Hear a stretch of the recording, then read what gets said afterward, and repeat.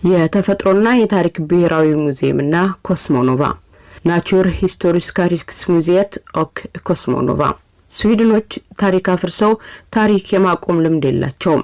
የመጣ የነበረውን ተቀብሎ አክብሮና አስከብሮ ይኖራል። ይህ ሙዚየም በ1819 በታዋቂው አርኪቴክቸር አሌክሳንደር ሽበሪ መሪነት ተመሰረተ። ህንጻው በ1907 ከዛሬ 100 ዓመት በፊት ተጀምሮ ከ9 ዓመት በኋላ በ1916 ተጠናቋል። ይህ ቤተ መዘክር በስዊድን ውስጥ ትልቅ ከሚባሉት ውስጥ ሲሆን ከሙዚየምነቱ ባሻገር የስነ ህንጻ ውበቱ ወደር የማይገኝለት ነው። የተገነባበትን ጊዜ ወደ ኋላ ሲያስቡት ገዘመናቸው እጅግ የቀደሙና የተሻገሩ የሚያስደምሙ ውበቶች ይመለከታሉ። በሰፈረኛው አባባል ጠበብቶቹን እጅ ባርኪ ያስብላሉ። ይህ ህንጻ በውስጡ ከብዙ ሀገራት የተሰበሰቡ ቅርሶችን አጠናቆ ይዟል። ከእንስሳት ቅሪተ አካል እስከ ዘረመን፣ ከዘረመን እስከ ህዋ፣ ከህዋ እስከ ማዕድናት በርካታ ነገሮችን ያጨቀ ሙዚየም ነው።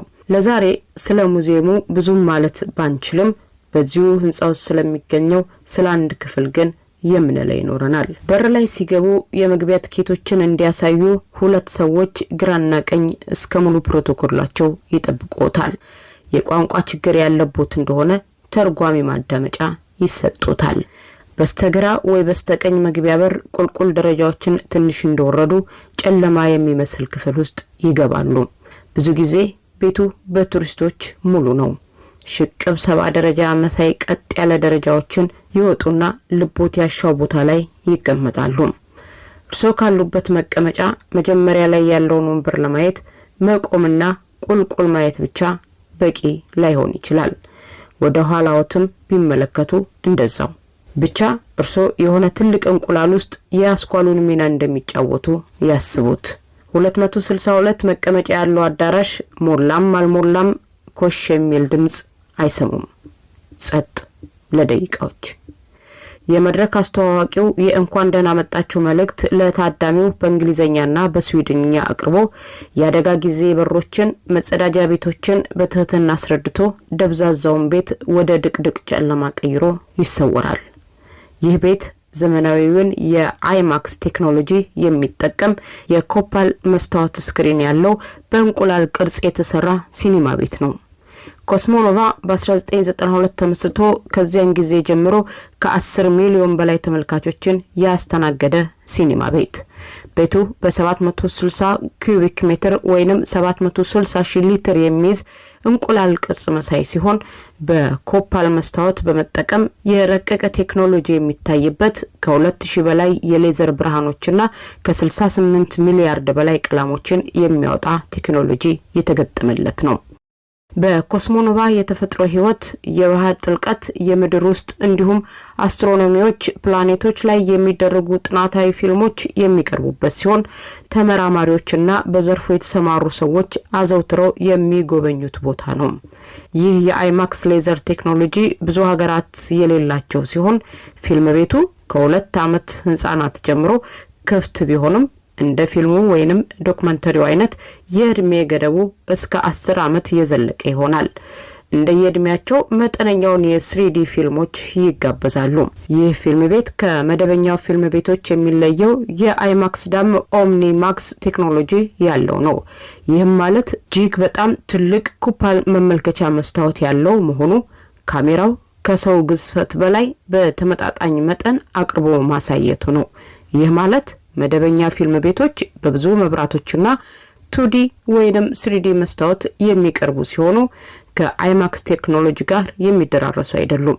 ሌላው ኮስሞኖቫን ልዩ የሚያደርገው ሲኒማ ቤቱ ለተማሪዎች የሚሆኑ ጥናታዊ ትምህርት ዘርፍ ላይ ትኩረት ያደረጉ ታሪክ፣ ቴክኖሎጂ ግኝቶች፣ የባህር ፍጥረታት ቅኝቶች፣ ህዋዎች መሰል ፊልሞች ብቻ የሚቀርቡበት ሲኒማ ቤት ነው። ይህ ለስዊድን የመጀመሪያውና ከፍተኛው የአይማክስ ዳም ማዕከል ሲሆን በአውሮፓ ውስጥ ተወዳጅ ከሆኑት ፊልም ቤቶች ውስጥ አንዱ ነው። በእንግሊዝ ሳይንስ ሙዚየም፣ አይማክስ ቲያትር ለንደን፣ ፈረንሳይ ፓሪስ፣ ጀርመን በርሊን፣ ኔዘርላንድ ደን ሀገር ተመሳሳይ ኮፓል ስክሪን ሲኒማ ቤቶች ያሉ ሲሆን የስዊድኑን ኮስሞኖቫን ጨምሮ በተፈጥሮ የሳይንስ ማብራሪያዎች ላይ ያተኮሩ ጥናታዊ ፊልሞች የሚቀርቡባቸው ቦታዎች ናቸው። እንዲሁም በቫሌንሺያ ስፔን ተመጣጣኝ አቅም ያለው ሲኒማ ቤት እንዳለ መረጃዎች ያመለክታሉ። በአፍሪካ የአይማክስ ሲኒማ ቤቶች ኢትዮጵያን ጨምሮ ደቡብ አፍሪካ፣ ኬንያ፣ ናይጄሪያ የሚኖር ሲሆን ልዩነቱ የሲኒማ ቤቶቹ አወቃቀር ወይንም ግንባታ አይነት፣ የድምጽና የምስል ጥራት ችግሮች፣ ቴክኖሎጂው ጋር የመግባባት ችግሮች እንዳሉና በአፍሪካ ቴክኖሎጂው በትክክል ጥቅም ላይ እንዳልዋለ ጥናቶች ያሳያሉ። አፍሪካ ውስጥ ያሉ የአይማክስ ማሳያ መስኮቶች ወይንም ሲኒማ ቤቶች የድምጽ ግብአታቸው በተለምዶ በየትኛውም ቦታ ልንጠቀምባቸው የምንችላቸው አይነቶች ናቸው። ከአፍሪካም የተሻለውን የድምጽና የምስል ግብአት የሚጠቀሙት ኬንያና ደቡብ አፍሪካ መሆናቸው ተጠቁሟል። ልብ ይበሉ፣ ኮፓል ማዕድን አሜሪካን ተከትላ በከፍተኛ መጠን በዓለም ላይ የምታመርተው አፍሪካዊቷ ሀገር ዛንዚባር በኮፓል መስታወት የተሰራ የሲኒማ ስክሪን የላትም። ዛሬም በዚህ ስዊድን ውስጥ የሚገኘው ሲኒማ ቤት አስትሮይድ ሃንተር የሚል ጥናታዊ ፊልም ለማየት በቤቱ ተገኝተናል። አስትሮይዶች የሥርዓተ ፀሐይ ፍጥረተ ቅሪት የሆኑ ብረታማ ድንጋዮች ናቸው። አስትሮይዶች በብዙ ቦታዎች የሚገኙ ሲሆኑ ከፍተኛ ቁጥር ያላቸው በአስትሮይድ ቀለበት አስትሮይድ ቤልት ውስጥ የሚገኙ ናቸው። ይህ ቀለበት በማርስና ጁፒተር መካከል ይገኛል።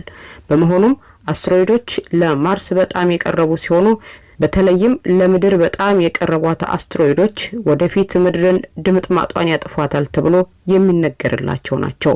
ከዚህ ቀደም በሳይቤሪያ በ2013 ሩሲያ፣ በ1908 በድጋሚ ሩሲያ፣ በ1968 ሜክሲኮና ናሚቢያ ጥንት የወደቀው የአስትሮይድ ድንጋይ ከዛሬ 100 ዓመት በፊት መገኘቱን ያስታውሰዋል።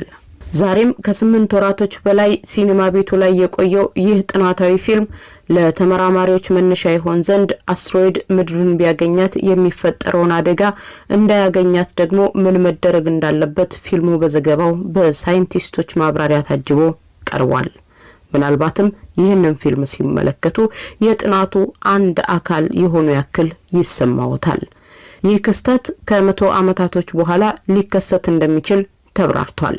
ሳይንቲስቶቹ እንዳማራጭ አንድ ከፍተኛ የማግኔት ስበት በመጠቀም ከምድር ጋር ከሚያገናኘው ቀለበት ወይንም መስመር በመጎተት አቅጣጫ ማስቀየር አለዛም ይህንን ለምድር ቅርብ የሆነውን አስትሮይድ ፍጥነቱን በማዘግየትና በከፍተኛ ኃይል በመምታት የአስትሮይድ መጠኑን በማሳነስ ጎን ለጎን ከምድር ጋር ሳይነካኩ እንዲተላለፉ ማድረግ የሚሉ ጥናቶች በባለሙያዎቹ ማሳያ የቀረበበት ሳይንሳዊ ፊልም ነው።